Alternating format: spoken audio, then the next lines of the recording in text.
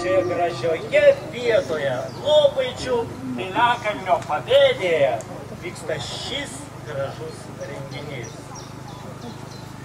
Tačiau didelė dalis svečių nežino apie šį piliakalnį, todėl mes labai prašysime.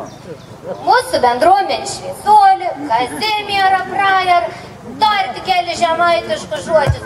Suprasit, nesuprasit, priekit prie mūsų išversiam, nepergyvenkit. Supras. Aš dažną šnekanį jau išmokį žemaitišką. Tad sveikinu visus jomis atvykusius į mūsų didžiojo žemaičių kunigaikštį Vykintą žemę. Katras 1219 metais pasirašė vieną ypatingą svarbį dokumentą, katrame buvo pažymėts žemaitės vardas. Aritmetika moka 1219 metą.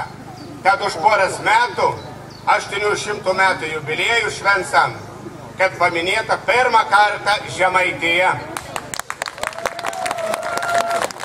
Aš manau, kad tų švenčių proga į mūsų tverą bus paminėti. O dabar apie tonveitį keli žodėlėlius. Dėl mane už nugaros rytas didesis piliakalnis, kad nusibostos dainos ir šokė, aš šiaip norėsat pasilaipioti, ten galite užlėkti. Už jūsų nugarų ten irgi ir įdomių dalykų. Atsigersat šaltinį vandenėlį, pasigydysat sąnarius stuburinius. O dar vieną dalyką norėčiau pasakyti, ypač jaunesnės jums. Jeigu kartą surastumėte ant vaisingumo akmenį, tad iškart perspėju. Gal ant anu atsisės tik pilnametė ir svarbiausia turėti tėvelių palaiminimą.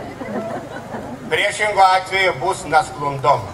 Taip, kad aš manau, kad viskas sklandė baisės, jei kars paklystumėte, sušaukit kasiau ir aš atėjau. Iki malonaus.